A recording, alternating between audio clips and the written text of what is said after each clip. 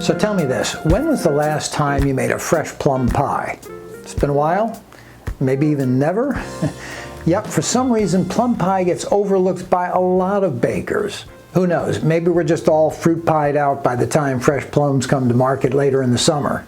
Or maybe you just haven't found a recipe that rocks your world and turns you into a plum pie fanatic like me. Well, now you have. It's a fresh plum pie with a coconut almond crumb topping. And in just a moment, I'm going to show you how we create this fabulous pie. But first, if we haven't met before, I'm Ken Heydrich, Dean of thepieacademy.com, an online community where I share my passion for pies, sweet and savory, with beginner and experienced pie makers alike.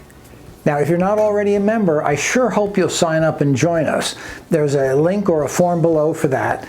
And if you're watching this video on YouTube, I hope you'll subscribe to our channel and hit that like button too. Thanks a lot. Now, let's make a pie. You're going to need about 2.5 pounds of plums, and if you're lucky, your favorite market will have a variety of them. Plums come in an assortment of colors with names like Santa Rosa or Black Beauty, Damson, and Mirabelle. By the way, it's fine if you use more than one type. Choose plums that are soft to the touch, but not squishy soft. And don't worry if they have a powdery substance on them. That's a harmless fungus, and it only means that the fruit is ripe. Now, you're going to need your favorite pie crust, enough to line a standard 9.5-inch pie pan like the Pyrex one here on the left.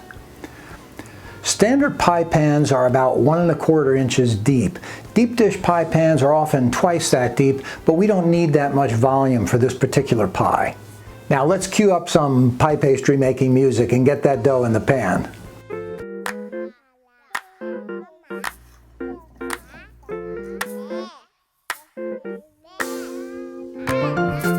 By the way, if you don't have a favorite pie crust recipe, don't worry, I've got a link to one below. When we're all done, we'll flute that edge and we'll refrigerate our shell for about 30 minutes or so. Now while that chills, let's make our topping. Put 2/3 cup sugar in a food processor with 1/2 cup slivered almonds. Chop that up a bit and then add 1 cup all-purpose flour, 1/2 cup sweetened flake coconut, and 1/4 teaspoon salt. Pulse it a few times and then add 6 tablespoons cold cubed butter and pulse it again until it looks like fine crumbs. Transfer the topping to a shallow container and then rub the crumbs until they get all clumpy, and then chill those too. Now when you're ready to start baking, put one of your oven racks in the lowest position in your oven and another one in the middle, and then preheat your oven to 375 degrees. Plum skins are so thin and tender that you don't really need to peel them, so just rinse and dry them and then cut them into slices. You're going to need about 4.5 to 5 cups of fruit. Now mix 1/2 cup sugar with 3 tablespoons cornstarch and add that to the plums. That's more cornstarch than we typically use to thicken that much fruit, but plums can get very, very juicy, so we're going to need it. Add a tablespoon of lemon juice and a teaspoon of almond extract to the fruit and then mix that up well. Now put your unbaked pie shell on a rimmed baking sheet, preferably one lined with parchment paper, unless scrubbing baking sheets is your idea of fun. Add the fruit, level it off, and then sprinkle about 1/3 of the almond topping over the fruit. We're only using 1/3 of it right now because we want to create a sort of skin on top of the fruit to protect the next layer of topping from being swallowed up by the juices. And if we put all the topping on now, that's exactly what will happen.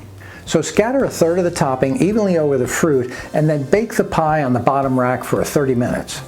When the time is up, take out the pie and spread almost all of the remaining topping over it. Don't burn yourself spreading it around. And by the way, you can freeze any extra topping and you can use that on muffins and quick breads. Now reduce the heat to 350 degrees and put the pie back in the middle rack. Bake for another 25 to 35 minutes, maybe even longer, until the juice bubbles around the edge and the top of the pie heaves. You really need to see that heaving and bubbling. Then transfer the pie to a rack and cool it for a good hour before slicing and serving it, maybe even more than that. Now, how you serve this gorgeous pie is your business, but it practically begs for a big scoop of vanilla ice cream, don't you think? So that's what I'm going to do.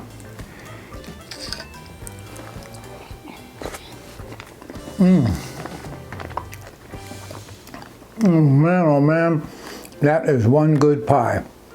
You really have to make this.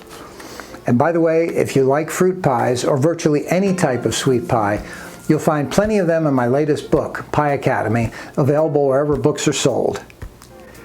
Take care, enjoy this plum pie, and I hope to see you often around the Pie Academy.